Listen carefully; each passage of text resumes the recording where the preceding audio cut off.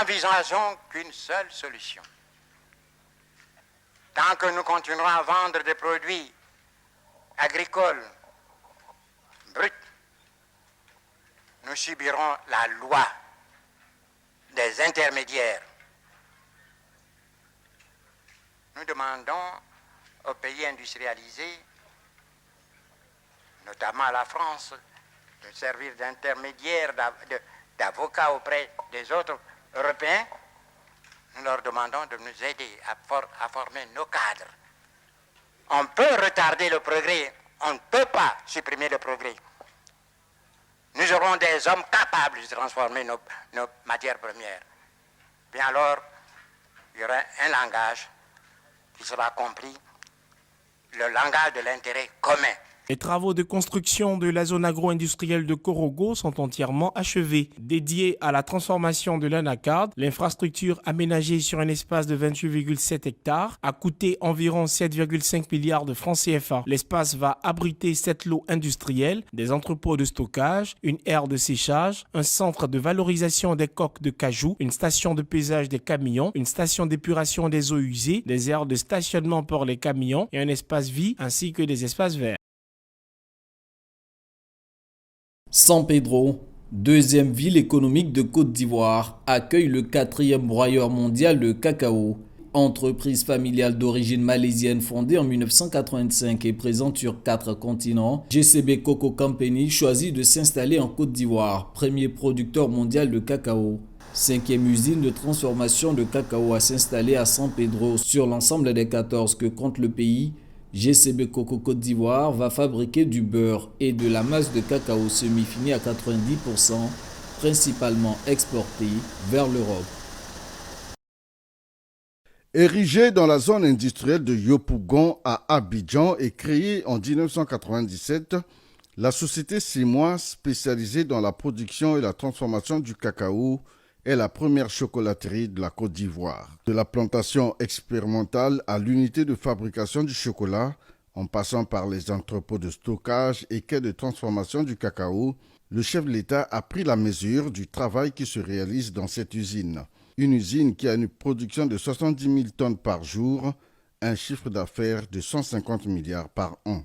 La société Semois de Côte d'Ivoire, qui emploie 1000 travailleurs, est dirigée par un fils du pays, Lona Ouali, qui entend orienter ses exportations vers la République du Congo. Est-ce que le cacao de Côte d'Ivoire est transformé en Côte d'Ivoire? Non. Oui, allô, oui. C'est un mensonge. Oui, allô, oui. C'est un mensonge. Et ici, je voudrais clairement dire, le président Alassane le sait, ici je souhaite fortement que notre pays bénéficie de l'expérience réussie de la Côte d'Ivoire en matière de développement agricole. En Afrique, vous avez réussi à bâtir, disons-le clairement, une économie qui marche mieux que toutes les autres, les nôtres, nos économies en Afrique. Je crois que la Côte d'Ivoire a réussi, grâce à votre clairvoyance, à votre leadership, a réussi à mettre en place un système économique qui marche et qui donne des résultats et qui est, somme toute, notre fierté à nous tous en Afrique. Est-ce que le cacao de Côte d'Ivoire est transformé en Côte d'Ivoire? Non. Oui, allô, oui. C'est un mensonge. C'est régulé par des automates programmables, c'est notre rêve.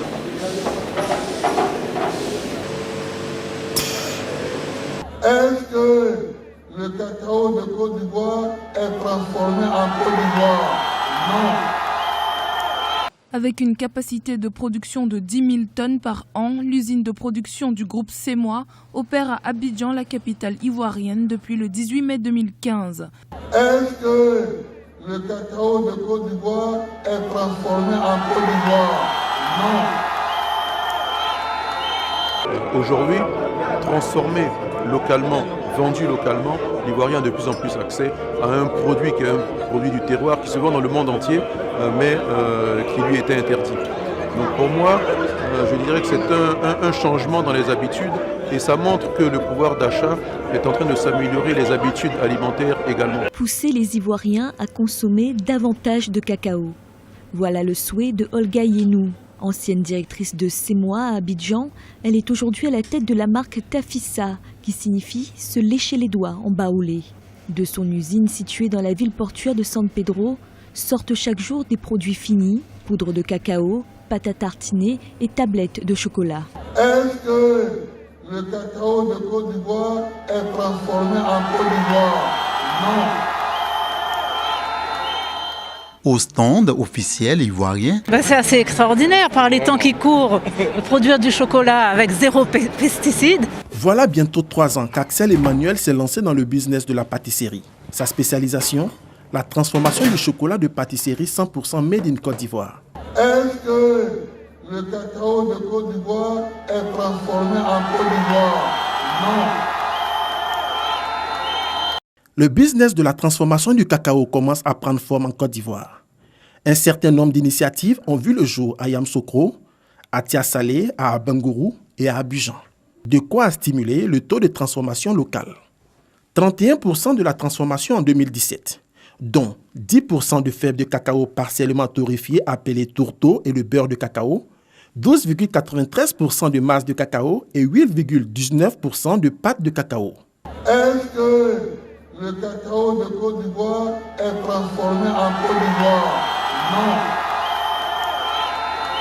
Après avoir procédé à la pose de la première pierre, le président de la République s'est félicité quant aux nombreuses opportunités, notamment d'emploi, qu'il y a au bout de ce projet. Grâce à ce projet, nous allons aller vers l'obtention dans 2-3 ans de 1 million de tonnes de transformation, ce qui est vraiment excellent.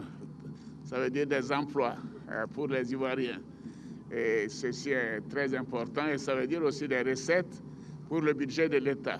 S'agissant des 2 unités la Côte de d'Ivoire ambitionne un jour de devenir le premier producteur mondial de chocolat en sa qualité de premier producteur de cacao au monde. Le coût de l'ensemble du projet s'élève à 216 milliards de francs CFA. De façon progressive, sortent de terre des entreprises.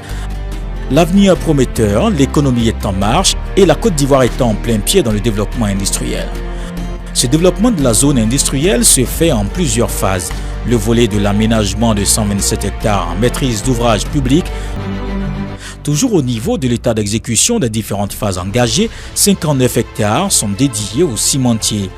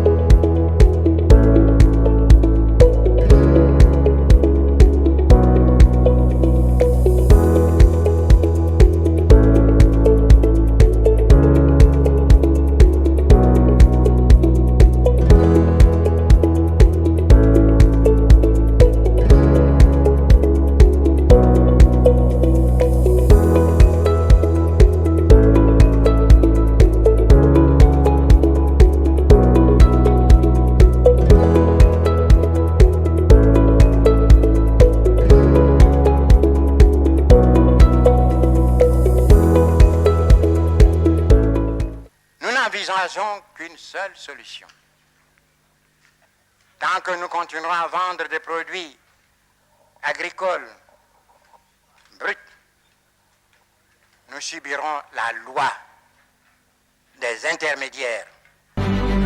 Toujours au niveau de l'état d'exécution des différentes phases engagées, 59 hectares sont dédiés aux cimentiers.